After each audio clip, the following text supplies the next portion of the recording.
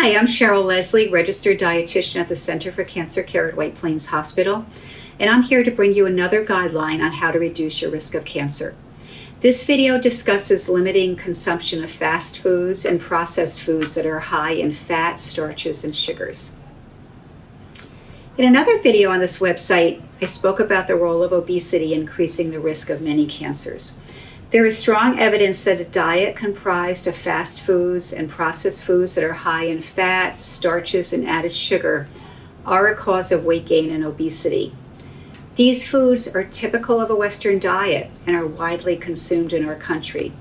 They taste good, they are convenient, affordable, and they're often supersized, causing us to overeat. What you may not think about when you go to a fast food restaurant is that we are actually encouraged to eat more just based on the pricing structure. Combo meals often offer larger sizes for less cost than if you try to put a meal together yourself with smaller sizes off the menu. And as you know, the cost to upsize to a larger soda or a larger French fry is very little compared to how much extra soda or fries you are getting for the price. So we often look at the menu and we think that we can have so much more for so little extra money. It's such a great value, so why not do it? But this just leads us to eating more than we should. It's also very tempting to overeat foods that are full of salt, sugar, and fat.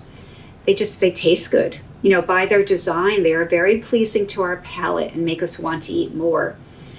I think we've all had times when we think we'll eat just one or two cookies, but this quickly turns into many more, right? I think that this is often how many people, tend to overeat. The food tastes so delicious, and it's just hard to stop ourselves.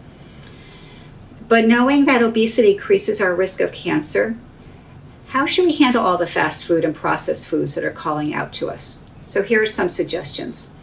One is really try to stick to portion sizes. Don't supersize. Don't think, if I just spend an extra 50 cents, I can get, a lot more soda or a lot more fries, or I can get that, that bigger sandwich rather than a smaller sandwich. Really go, and before you decide, what you're ordering, think about how much food you really are hungry for. Also, I recommend making the base of your diet healthy food. The best recommendation I can give is to model your diet on the Mediterranean diet. This is a diet that has the majority of its food coming from plants.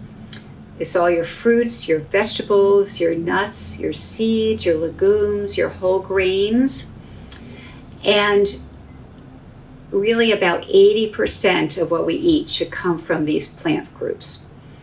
Then the recommendation of the Mediterranean diet is to include seafood at least twice a week. The next food group to add would be your poultry, your eggs, your dairy, but in smaller amounts because you're eating so many plants and you're eating some fish. And then in the smallest amount possible are your red meats and your sweets. I feel that when you eat healthy most of the time, you can allow yourself some limited treats without feeling guilty.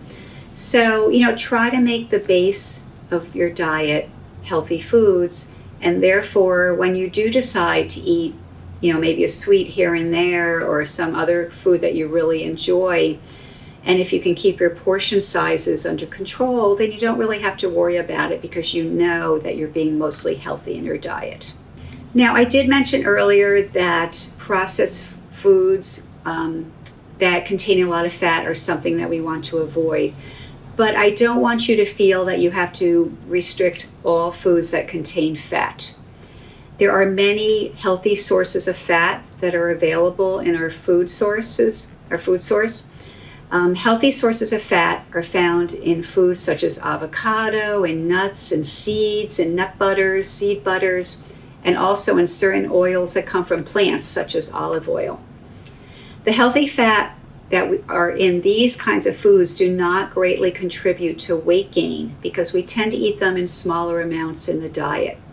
The only food that I probably would caution you to maintain your portion sizes are nuts and seeds because They are very, very healthy for us, but they are high in calories. So if you eat consistently larger than a portion size, which is about the amount that fits in the palm of your hand, you can quickly add many, many calories into your diet and encourage weight gain. So include nuts, include seeds in your diet, just pay attention to portion sizes. I hope this video answered many of your questions regarding the role of fast and processed foods on cancer risk. If you have any questions on this topic or any other nutrition topic, please feel free to reach out to me at the Cancer Center.